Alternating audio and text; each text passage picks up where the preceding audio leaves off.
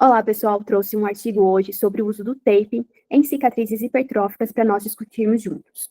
O artigo é de autores brasileiros, lá de Recife, Pernambuco, e ele foi publicado em 2024. Contudo, a pesquisa foi realizada entre os anos 2019 e 2020. O artigo intitula-se sobre os efeitos da kinesiotape em vascularidade, maleabilidade e altura em cicatrizes hipertróficas em pacientes queimados. É um estudo clínico, piloto e randomizado. Quando a gente fala em queimaduras profundas, estamos lidando com lesões que atingem camadas mais profundas da nossa pele, como a derme reticular e até mesmo o tecido subcutâneo. Nessas situações, estruturas importantes da pele são destruídas, e o nosso corpo vai responder com a formação de um tecido de granulação, em que ele é cheio de vasos sanguíneos, fibroblastos, miofibroblastos e células inflamatórias. E essas células possuem uma grande capacidade de contração. Durante esse processo, a cicatrização vai sendo modulada, tanto por estímulos mecânicos internos, como, por exemplo, a tensão, compressão, pressão osmótica, quanto os externos, por exemplo, o estiramento da pele. Quando esses estímulos estão desequilibrados, podem acabar gerando cicatrizes anormais, como as cicatrizes hipertróficas, que são mais espessas, elevadas e com vascularização aumentada.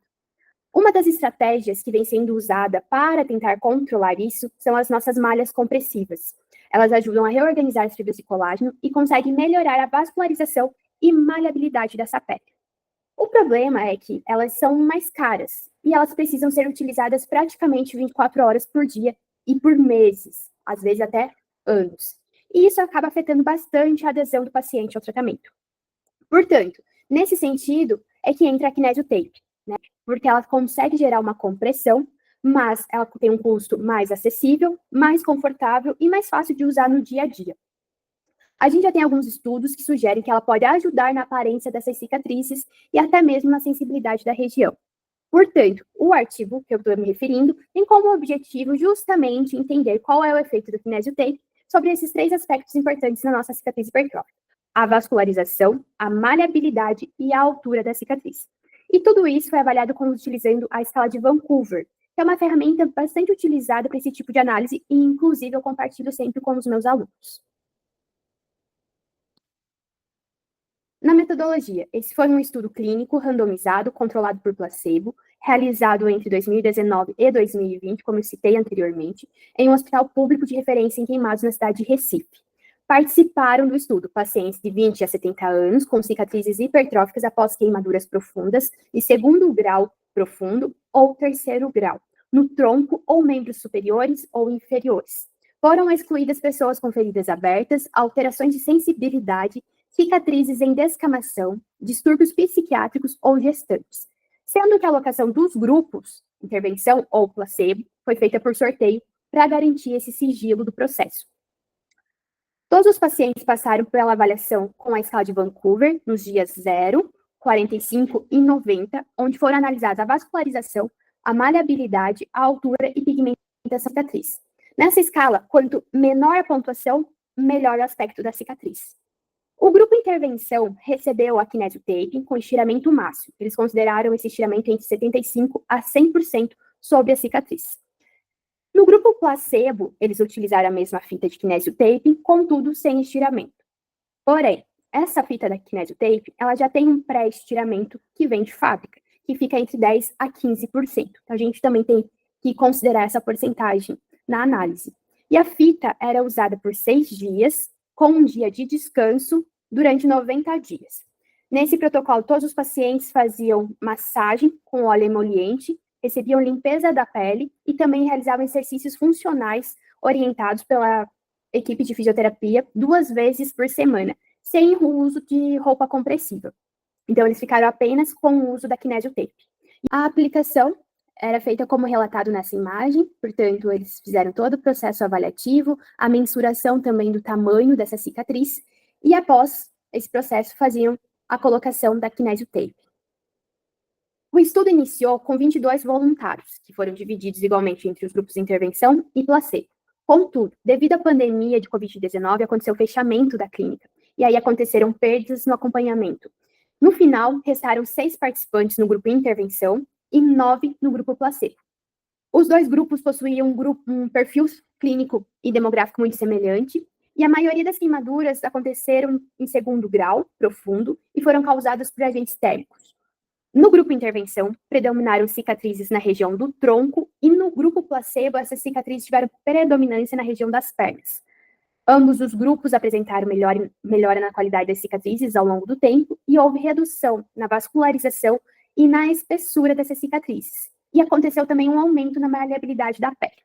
Só que quando a gente vai para a estatística, não houve uma diferença significativa entre esses dois grupos. A melhora mais evidente aconteceu no grupo com kinésio tape, que foi observada na vascularização com 45 dias. Já os demais parâmetros, o grupo placebo teve ligeiras reduções maiores, especialmente aos 45 dias. No entanto, dos 45 aos 90 dias, a melhora foi mais expressiva no grupo intervenção, especialmente quando foi analisada a espessura dessa cicatriz, que foi a variável com maior redução ao longo desse tempo de estudo. O que nós podemos analisar nesse contexto? Que, embora não tenha acontecido uma diferença estatisticamente significativa nos scores totais na nossa escala de Vancouver, entre os grupos de intervenção e placebo, ambos mostraram melhora ao longo do tempo nos parâmetros de vascularização, espessura e maleabilidade da cicatriz. E isso sugere um possível efeito positivo da kinésio tape, mesmo sem essa definição clara sobre o impacto da tensão aplicada ali na pele.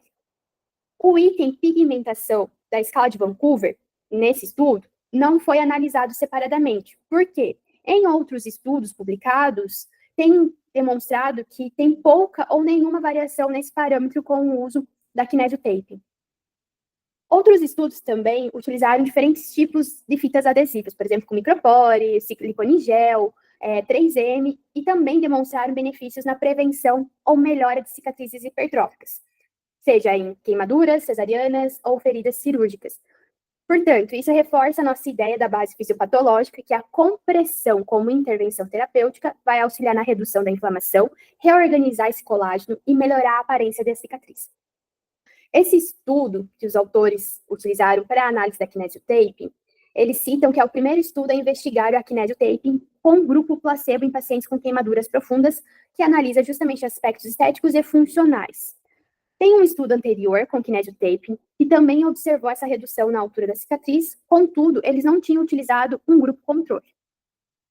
Aqui ainda a gente pode analisar que, apesar dessas melhorias observadas nos dois grupos, a redução na altura foi mais acentuada no grupo intervenção, especialmente com o uso da fita sob a tensão máxima, que, embora a diferença entre os grupos não tenha alcançado uma significância estatística, houve ainda a melhora da maleabilidade.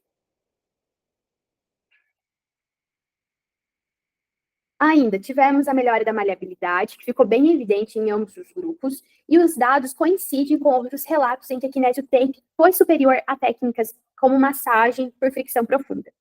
Temos algumas limitações, porque temos um tamanho amostral muito pequeno e um curto período de acompanhamento de 90 dias. E isso compromete a robustez dessas conclusões.